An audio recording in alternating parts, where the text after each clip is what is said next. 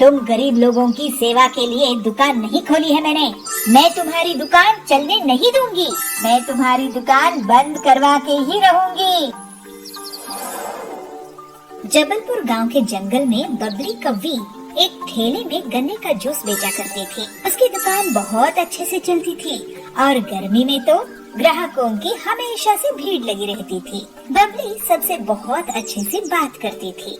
ऐसे ही बहुत समय तक काम करते हुए उसने बहुत पैसे कमाए और फिर कालू कौवे से शादी कर ली। अपनी सफलता के कारण उसको बहुत घमंड हो गया था और वो गरीब ग्राहकों से बदतमीजी से बात करती थी।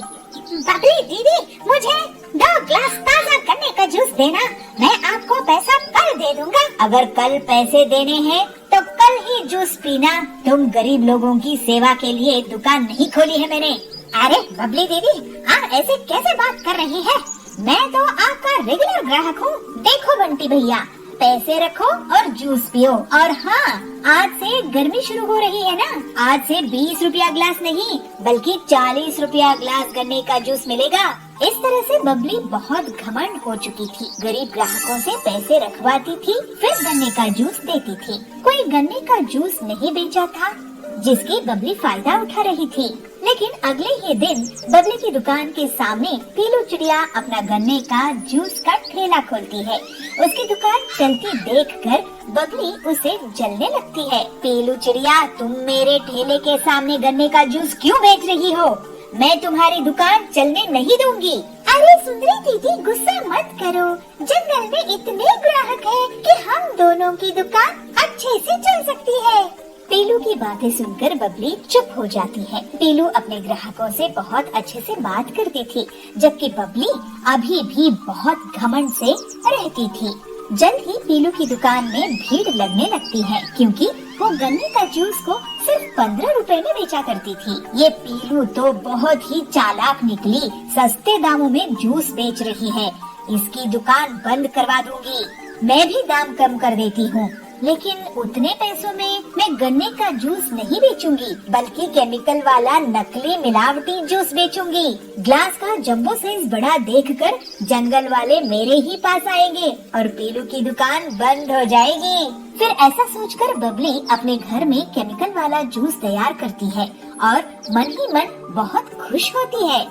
जंबो गन्ने का जूस ले लो, जंबो गन्ने का जूस। इतने बड़े गन्ने का जूस कभी नहीं देखे होंगे। जंगल के पक्षी बबली की आवाज सुनकर उसकी दुकान की तरफ भागते हैं और ग्लास का साइज देखकर लालच में आ जाते हैं और सिर्फ कुछ ही मिनट्स में बबली के जंबो गन्ने का जूस बिक जाता है। देखा पीलू चिड़िया, मुझसे पंगा लेने का नतीजा, मैं तुम्हारी दुकान बंद करवा के ही रहूंगी। उसी दिन से पीलू की दुकान में ग्राहकों की कमी होने लगती है और अगले दिन से तो कोई भी उसकी दुकान नहीं जाता है।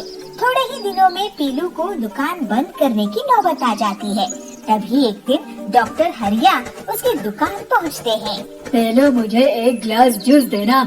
बबली की दुकान में भीड़ है, मुझे लेट हो रहा है, नहीं तो मैं उसी की दुकान में जाता। ये लीजिए डॉक्टर सर। अरे वाह, ये बहुत ताज़ा है। ऐसा करो, तुम मेरे हॉस्पिटल में रोज 20 गिलास भेज दिया करो मरीज के लिए। पीलू ये सुनकर बहुत खुश हो जाती है और हरिया के मरीज उसके गन्ने का ताज़ा जूस पीकर ठीक हो जाते हैं। लेकिन तभी वहाँ बबली की दुकान से गन्ने का जूस पीने वाले पक्षी आते हैं और उल्टियाँ करने लगते हैं। अरे ये क्या, इन्हें तो उल्टियाँ हो रही है। उनका टेस्ट होता है और उनसे हरिया पूछता है कि वो लोग क्या खाए पिए थे। तब वो बताते हैं कि रोज वो बबली के यहाँ जूस पीते हैं।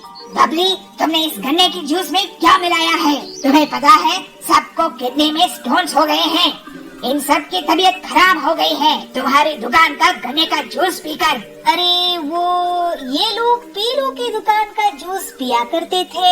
फिर हरिया बताता है कि पीलू की दुकान के जूस से उसके बीमार मरीज ठीक हो गए हैं। इसके पहले बबली कुछ बोल पाती, सभी पक्षी उसको घेर लेते हैं। बबली, तुम हमसे इतना सारा पैसा लेती हो गन्ने के जूस का, लेकिन ये जहर बेच रही हो। वो पीलू कम दाम में भी हमें स्वादिष्ट और सेहतमंद गन्ने का जूस पिलाती है। अब तुम्हें इसका हर्जाना भुगतना होगा। ऐसा कहकर सभी पक्षी बबली को पुलिस के हवाले कर देते हैं। पीलू पूरी ईमानदारी के साथ स्वादिष्ट गन्ने का जूस बेचना जारी रखती है और जंगल वाले उसकी बहुत तारीफ करते हैं। अब जंगल में बस उसी की गन्ने का जूस का दुकान थी। पीलू और बाकी लोग अब हंसी खुशी रहने लगते हैं। अचानक से खेत में सोने के आलू उग जाते हैं।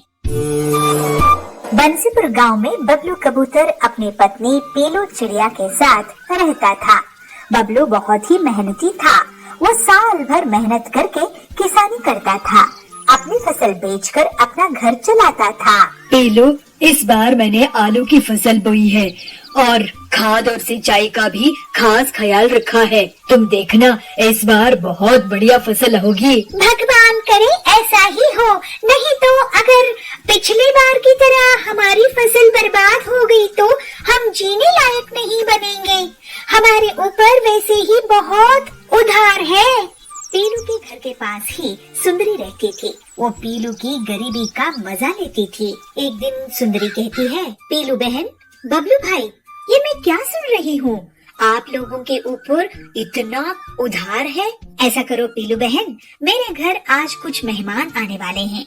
तुम शाम में आके खाना बना देना। इसी बहाने तुम्हें थोड़ा सा पैसा भी दे दूंगी और तुम्हें भी पैसे देखने को मिलेगा, है ना? पीलू को सुंदरी की बातें बहुत खराब लगती है। वो हर बार उनकी गरीबी का मजाक उड़ा के चली जाती थी। ऐसे ही एक दिन बबलू अपने खेत जाता है। वो देखता है कि उसकी आलू की फसल बहुत बड़ी हो गई है, लेकिन जब वो एक पौधे को निकाल कर देखता है तो पता है कि उसमें आलू नहीं उगा है। इसी तरह वो सारे पौधे देखता है, लेकिन किसी में भी आलू नहीं उगे। बबलू उदास होकर अपने खेत में बैठ जाता है। मेरे खेत में आलू क्यों नहीं उगे?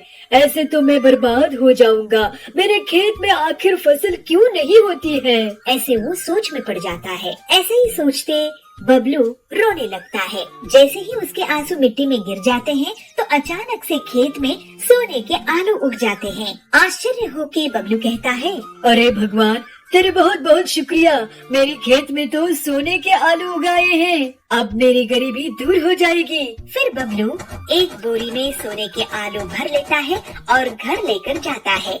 बबलू एक सोने का आलू बेचकर घर का राशन ले आता है और पूरा कर्ज भी चुका देता है। लेकिन वो सोने के आलू वाली बात पीलू को नहीं बताता है। एक दिन सुंदरी उसके घर आती है। क्या हुआ, इस बार तुम लोग आलू की फसल नहीं बेच रहे हो क्या? इस बार भी तुम्हारी फसल बर्बाद हो गई है? ऐसा है तो तुम लोग तो सड़क पर आ जाओगे। नहीं, इस बार फसल बहुत अच्छी हुई है। नहीं नहीं पीलू, बबलू इस बार फसल बिकाने के लिए बाजार गया ही नहीं। अब तुम ही सोचो कि तुम्हारा आगे क्या होगा। बबलू जब घर लौटता है तो पीलू उससे पूछती है, बबलू जी, पड़ोसन कह रही थी कि आप इस बार शहर के जंगल में आलू बेचने के लिए नहीं गए थे। अगर हमारी आलू की फसल हुई ही नहीं है तो अपने घर का राशन कहाँ से लेकर आए हो? इसके बाद बबलू पीलू को सोने के आलू से भरी हुई एक बोरी दिखाता है। खिड़की में से सुंदरी भी उस सोने के आलू की बोरी को देख लेती है। अरे, इनके पास तो बोरी भरकर सोना है, ये तो मेरे पास होना चाहिए। ऐसा सोचकर वो उनके घर जाती है। तुम दोनों गरीबों को खाना नसीब हो रहा होगा। ऐसा करो, तुम मेरे घर खाना खाने आ जाओ। सुंदरी को पीलू और बबलू मना नहीं कर पाते हैं और उसके घर चले जाते हैं। वहाँ सुंदरी उन्हें बहुत बड़ी थाली परोसकर लेकर आती है और उन्हें खाने के लिए देती है। जब दोनों पति पत्नी खा रहे होते हैं, वो चुपचाप उनके घर चली जाती है और सोने के आलू चुराने की कोशिश करती है। लेकिन जैसे ही वो आलू उठाती है, एक आलू पत्थर में बदल जाता है और उसके पैर पर गिर जाता है। उसके चीखने की आवाज सुनकर पीलू और बबलू वहाँ जाते हैं। सुंदरी वहाँ से भाग जाती है। तभी तो मैं सोचूं कि हमेशा हमारी गरीबी का मजाक उड़ाने वाली हमें आज दावत क्यों दे रही है? हमारे पीछे से हमारे सोने की आलू चुराना चाहती थी। ये सुंदरी बहुत